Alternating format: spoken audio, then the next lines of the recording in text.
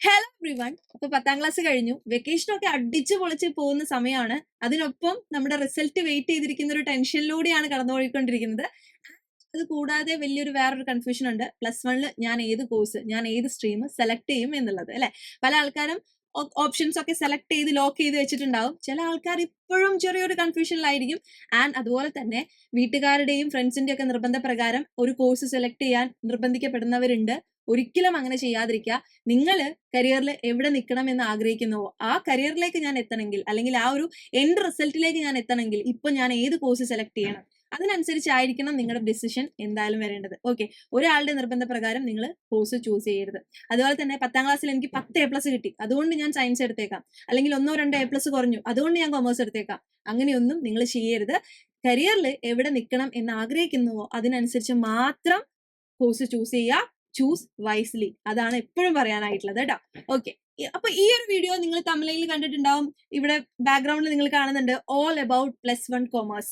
+1 commerce എടുക്കുന്ന കുട്ടികളെ സംബന്ധിച്ച് അറിഞ്ഞിരിക്കേണ്ട കുറേ കാര്യങ്ങളാണ് ഈ ഒരു വീഡിയോയിലൂടെ നമ്മൾ ഡിസ്കസ് ചെയ്യാനായിട്ട് പോകുന്നത്. ഇപ്പൊ നമ്മുടെ സയൻസ് എടുക്കാൻ വേണ്ടി തിരഞ്ഞെടുക്കുന്ന, അല്ലെങ്കിൽ സയൻസ് എടുക്കാൻ വേണ്ടി വിചാരിക്കുന്ന കുട്ടികളെ സംബന്ധിച്ച് അവർക്കൊരു ഫൗണ്ടേഷൻ 10 വരെ സെറ്റ് ആയിട്ടുണ്ട്.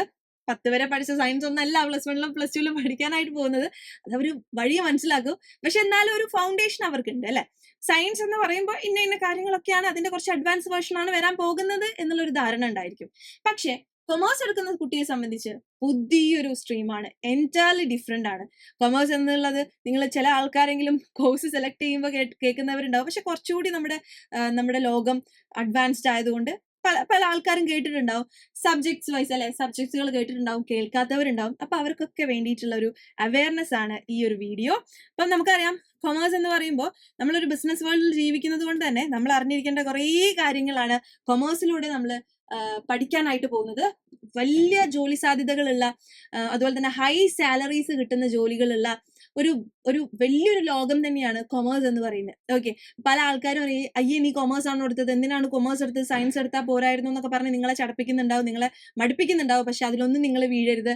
കൊമേഴ്സ് ഈസ് അടിപൊളി. ഓക്കെ, കൊമേഴ്സ് എന്ന് പറയുന്നത് അടിപൊളി സ്ട്രീമാണ്. അപ്പം നമുക്ക് കൊമേഴ്സിനെ പറ്റി നോക്കാം അല്ലെ. സയൻസ് എടുത്ത കുട്ടികളെ സംബന്ധിച്ച് 10 വരെ ഒരു ഫൗണ്ടേഷൻ അവർക്കുണ്ട് അല്ലെ. 10 വരെ പഠിച്ചിട്ടുള്ള സയൻസ് അല്ല +1 +2 കാണാനായിട്ട് പോകുന്നത്. എന്നാലും ഒരു ഫൗണ്ടേഷൻ അല്ലെങ്കിൽ ഒരു ബേസ് അവിടെ സെറ്റ് ആയിട്ടുണ്ട്. പക്ഷെ കൊമേഴ്സ് എടുക്കുന്ന കുട്ടികളെ സംബന്ധിച്ച് പുതിയൊരു സ്ട്രീമാണ് അവർ പഠിക്കാനായിട്ട് പോകുന്നത്. അവർ ഇതുവരെ കാണാത്ത പുതിയ സബ്ജക്ട്സുകളാണ് പഠിക്കാനായിട്ട് പോകുന്നത്.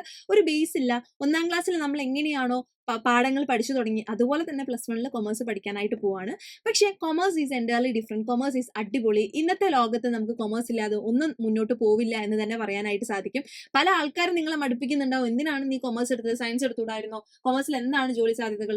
ഒരുപാട് ജോലി സാധ്യതകളുള്ള, ഒരുപാട് കരിയർ ഓപ്പർച്യൂണിറ്റീസ് ഉള്ള, ഒരുപാട് ഹൈ സാലറിഡ് ജോബ്സ് ഉള്ള ഒരു മേഖലയാണ്, ഒരു വലിയ മേഖലയാണ് കൊമേഴ്സ് എന്ന് പറയുന്നത്. കൊമേഴ്സിന്റെ സ്കോപ്പ് എന്ന് പറയുന്നത് വളരെ കൂടുതലാണ്. ഓക്കെ, അപ്പൊ കൊമേഴ്സ് എടുത്തതിൽ നിങ്ങൾ ഒരു രീതിയിലും റിഗ്രറ്റ് അടിക്കേണ്ട കാര്യമില്ല, അല്ലെങ്കിൽ എനിക്ക് സയൻസ് കിട്ടിയില്ല അതുകൊണ്ട് ഞാൻ കൊമേഴ്സ് എടുത്തു, അങ്ങനെ നിങ്ങൾ വിഷമിക്കേണ്ട കാര്യമില്ല. കൊമേഴ്സിൽ ഒരുപാട് ജോലി സാധ്യതകളുണ്ട്, ഒരുപാട് കരിയർ ഓപ്പർച്യൂണിറ്റീസ് ഉണ്ട്. ആൻഡ് കൊമേഴ്സ് എന്ന് പറയുന്നത് ഒരു വലിയൊരു ലോകമാണ്. ഓക്കെ, നമുക്കറിയാം ഒരു ബിസിനസ് വേൾഡിൽ ജീവിക്കുന്നത് കൊണ്ട് തന്നെ നമ്മൾ അറിഞ്ഞിരിക്കേണ്ട കുറേ കാര്യങ്ങളാണ് കൊമേഴ്സിൽ നമ്മൾ പഠിക്കുന്നത്. Okay, business, trade, finance, management ആക്ടിവിറ്റീസിനൊക്കെ പറ്റി പഠിക്കുന്ന ഒരു പഠനമാണ് കൊമേഴ്സ് എന്ന് നമുക്ക് പറയാനായിട്ട് സാധിക്കും. അതുപോലെ തന്നെ കൊമേഴ്സിൽ നിങ്ങൾക്ക് +1 +2 പഠിക്കാനായിട്ടുള്ളത് 6 സബ്ജക്ട്സ് ആണ്. അതിൽ 3 കോർ സബ്ജക്ട്സ് ആണ് നിങ്ങൾ ഉറപ്പായിട്ടും പഠിക്കേണ്ട, അല്ലെങ്കിൽ കമ്പൽസറി ആയിട്ട്, അല്ലെങ്കിൽ ഈ 3 സബ്ജക്ട്സ് ഇല്ലാതെ കൊമേഴ്സ് ഇല്ല എന്ന് പറയാൻ പറ്റും. ആൻഡ് ഒരു ഓപ്ഷണൽ സബ്ജക്ട്സ് ആയിരിക്കും ഉണ്ടായിരിക്കുന്നുണ്ടാവുക. ആൻഡ് ഓഫ് കോഴ്സ് ഇംഗ്ലീഷ് അല്ലെ, ഇംഗ്ലീഷ് ഉണ്ടായിരിക്കും. അതുപോലെ തന്നെ സെക്കൻഡ് ലാംഗ്വേജ് ഹിന്ദി ഉള്ള, അതുപോലെ തന്നെ മലയാളമുള്ള, ഉറുദു ഉണ്ട്, അറബി ഉണ്ട്. അത് ബേസ്ഡ് ഓൺ സ്കൂൾസിൽ ഏതാണോ സബ്ജക്റ്റ് ഉള്ളത് അതിനനുസരിച്ച് നിങ്ങൾക്ക് ആ ഒരു സെക്കൻഡ് ലാംഗ്വേജ് എടുത്ത് പഠിക്കാനായിട്ട് പറ്റും. അപ്പോൾ കോർ സബ്ജക്ട്സുകൾ ഏതൊക്കെയാണ്? അക്കൗണ്ടൻസി നിങ്ങൾ കേട്ടിട്ടുണ്ടാവും. ഇപ്പൊ മാത്സ് എടുക്കാൻ ബുദ്ധിമുട്ടുള്ളത് കൊണ്ട് കൊമേഴ്സ് എടുത്തെന്ന് പറയുന്ന കുറെ ആൾക്കാർ ഞാൻ കണ്ടിട്ടുണ്ട്. അപ്പൊ പക്ഷെ അതിൽ മാത്സും അക്കൗണ്ടൻസിയും തമ്മിൽ ബന്ധമുണ്ടോ എന്നൊക്കെ ചോദിക്കാറുണ്ട്. ഒരു ബന്ധവും ഇല്ല, കുറച്ച് കണക്ക് കൂട്ടലുകൾ ഉണ്ട് എന്നുള്ള കാര്യമേ ഉള്ളൂ. പക്ഷെ അക്കൗണ്ടൻസി ഈസ് എൻറ്റയർലി ഡിഫറെന്റ് എന്ന് നമുക്ക് കാണാനായിട്ട് സാധിക്കും. അതുപോലെ തന്നെ ബിസിനസ് സ്റ്റഡീസ്, ഇതൊരു തിയറി പേപ്പറാണ്. ഈസി ആയിട്ട് പഠിക്കാൻ പറ്റും. തിയറി പേപ്പറൊക്കെ ഇഷ്ടമുള്ളവർക്ക് ബിസിനസ് സ്റ്റഡീസ് വളരെ ഈസി ആയിരിക്കും. മിസ് ഡീൽ ചെയ്യുന്ന സബ്ജക്റ്റും ബിസിനസ് സ്റ്റഡീസ് ആണ് ആൻഡ് എക്കണോമിക്സ്. ഈ 3 സബ്ജക്ട്സുകളാണ് നിങ്ങൾക്ക് എന്തിൽ വരുന്നത്, കോർ സബ്ജക്ട്സിൽ എന്തായാലും മസ്റ്റ് ആയിട്ട് പഠിക്കേണ്ട സബ്ജക്ട്സിൽ വരുന്നത്. ഓക്കെ, എക്കണോമിക്സിന്റെ കുറച്ച് ബേസിക് കാര്യങ്ങളൊക്കെ നിങ്ങൾ 10 വരെ സോഷ്യലിലൊക്കെ അവിടെ ഇവിടെയൊക്കെ ആയിട്ട് പഠിച്ചിട്ടുണ്ടാവും. എന്നാലും കുറച്ചുകൂടി അഡ്വാൻസ് വേർഷൻ ആണ് കേട്ടോ +1 +2 കാണാനായിട്ട് പോകുന്നത്. ആൻഡ് ഓപ്ഷണൽ സബ്ജക്ട്സിൽ വരുന്നത് computer application, maths, political science, statistics, ഇത്രയാണ്. ആൻഡ് കുറച്ച് എക്സ്ട്രാ വേറെ എന്തെങ്കിലുമൊക്കെ ഓപ്ഷണൽ സബ്ജക്ട്സുകൾ പ്രൊവൈഡ് ചെയ്യുന്ന സ്കൂളുകളുണ്ട്. ഇതാണ് മെയിൻ ഓപ്ഷണൽ സബ്ജക്ട്സ് എന്ന് പറയുന്നത്. ഇനി നമുക്ക് ഓരോ സബ്ജക്ട് വൈസ് നോക്കാം അല്ലെ. ഫസ്റ്റ് വൺ അക്കൗണ്ടൻസി ആണ്. ഏറ്റവും ഇമ്പോർട്ടന്റ് സബ്ജക്ട്സ് ഓഫ് കൊമേഴ്സ് എന്ന് നമുക്ക് വിശേഷിപ്പിക്കാം. ബിസിനസിന്റെ ലാംഗ്വേജ് എന്നാണ് അക്കൗണ്ടൻസിനെ പറയുന്നത്. അപ്പൊ ഈ ഒരു അക്കൗണ്ടൻസി എന്ന സബ്ജക്റ്റിനെ സംബന്ധിച്ച് നമ്മുടെ ഈ ഒരു ഫൗണ്ടേഷൻ ക്ലിയർ ആണ്. ഫ്രം ദ സ്റ്റാർട്ടിംഗ് പോയിന്റ് നമുക്ക് അക്കൗണ്ടൻസിയിലെ ഫൗണ്ടേഷൻ ബേസിക് ക്ലിയർ ആണെങ്കിൽ പിന്നീട് അങ്ങോട്ട് ഈസി ആയിട്ട് നിങ്ങൾക്ക് പഠിക്കാൻ പറ്റുന്ന ഒരു സബ്ജക്റ്റ് ആണ് അക്കൗണ്ടൻസി ഫോർ ഷുവർ.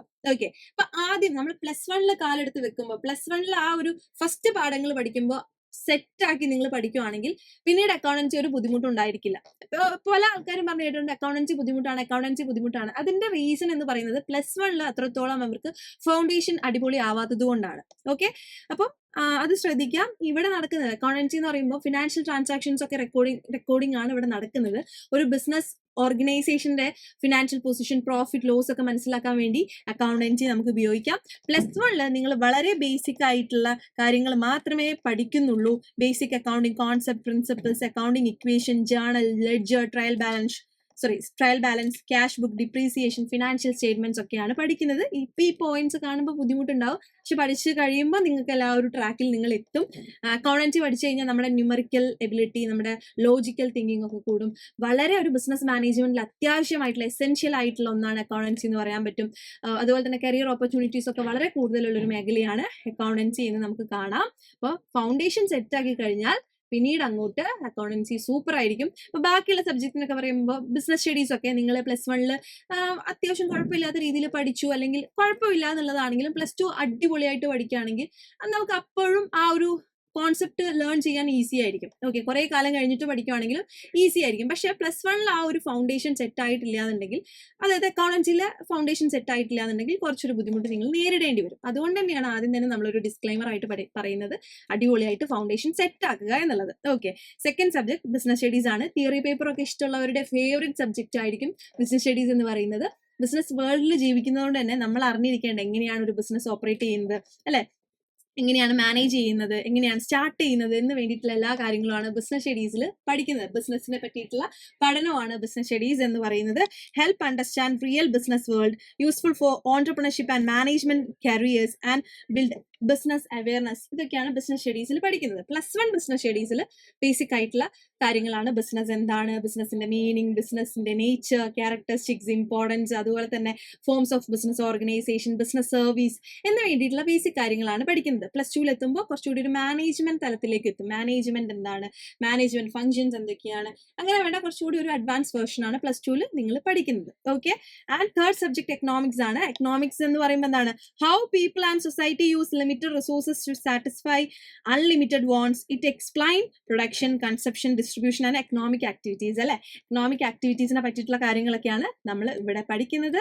ഇൻഫ്ലേഷനെ പറ്റി, unemployment and economic growth, useful for business decision making. Business decision മേക്കിംഗിന് എക്കണോമിക് ആക്ടിവിറ്റീസ് ഈസ് ഇമ്പോർട്ടന്റ് എന്ന് നമുക്ക് കാണാൻ പറ്റും. സോ ഈ ഒരു എക്കണോമിക് ആക്ടിവിറ്റീസിനെ പറ്റിയിട്ട് പ്രൊഡക്ഷൻ, അതുപോലെ തന്നെ ഡിസ്ട്രിബ്യൂഷൻ, അത് അങ്ങനെയുള്ള കാര്യങ്ങളൊക്കെയാണ് എക്കണോമിക്സിൽ പഠിക്കുന്നത്. Create awareness about national and global economy എന്ന് കാണാൻ പറ്റും. 10ാം ക്ലാസ് വരെ കുഞ്ഞു പോയിന്റ്സ് ഒക്കെ നിങ്ങൾ അവിടെ ഇവിടെയൊക്കെ ആയിട്ട് പഠിച്ചിട്ടുണ്ടാവും. അതിന്റെ കുറച്ച് അഡ്വാൻസ്ഡ് വേർഷൻ ആണ് എക്കണോമിക്സിൽ നിങ്ങൾ കാണാനായിട്ട് പോകുന്നത്. ഓക്കെ, ഇത്രയാണ് കോർ സബ്ജക്റ്റ് എന്ന് നമുക്ക് കാണാൻ പറ്റും. ഓപ്ഷണൽ സബ്ജക്ട്സ് ആയിട്ടുള്ള കമ്പ്യൂട്ടർ ആപ്ലിക്കേഷൻ, അതുപോലെ തന്നെ പൊളിറ്റിക്കൽ സയൻസ്, സ്റ്റാറ്റിസ്റ്റിക്സ്, അതുപോലെ തന്നെ മാത്സ് ഇഷ്ടമില്ലാതെ കൊമേഴ്സ് എടുത്തിട്ടുള്ള ആൾക്കാരുണ്ടാവും. പിന്നെയും മാത്സ് പഠിക്കാന്ന് പറഞ്ഞാൽ കുറച്ചൊരു ബുദ്ധിമുട്ടുള്ളതാണ്. അപ്പൊ നിങ്ങൾ സ്കൂൾ ചൂസ് ചെയ്യുമ്പോൾ ആ സ്കൂളിൽ പ്രൊവൈഡ് ചെയ്യുന്ന ഓപ്ഷണൽ സബ്ജക്ട് ഏതാന്ന് കൂടി നോക്കുക. പല സ്കൂളിലും പല ഓപ്ഷണൽ സബ്ജക്ട്സ് ആയിരിക്കും നൽകുന്നുണ്ടാവുക. അപ്പൊ അത് നോക്കിയിട്ട് വേണം നിങ്ങൾ അലോട്ട്മെന്റ് കൊടുക്കുമ്പോൾ നോക്കേണ്ടതായിട്ടുള്ളത്, അത് മാറിപ്പോവാതിരിക്കുക. ആൻഡ് ഇത്രയുമാണ് കൊമേഴ്സിൽ നിങ്ങൾക്ക് പഠിക്കാനായിട്ടുള്ളത്. +1 നമ്മൾ അടിപൊളിയായിട്ട് സെറ്റ് ആക്കിയാൽ മാത്രമേ പിന്നീട് നമ്മുടെ കൊമേഴ്സ് ജേർണി ഈസി ആവുള്ളൂ. ഓക്കെ, ഫൗണ്ടേഷൻ ആണ് ആദ്യം അടിപൊളിയാവേണ്ടത്. അപ്പൊ നമുക്ക് അടിപൊളിയായിട്ട് തന്നെ പഠിക്കാം. III +1 കൊമേഴ്സ് യൂട്യൂബ് ചാനലിനോടൊപ്പം. അതുപോലെ തന്നെ ഇങ്ങനെയുള്ള വീഡിയോസിന് വേണ്ടിയിട്ട് ചാനൽ ഫോളോ ചെയ്യുക. അടുത്ത വീഡിയോയിൽ കാണാം. ബൈ.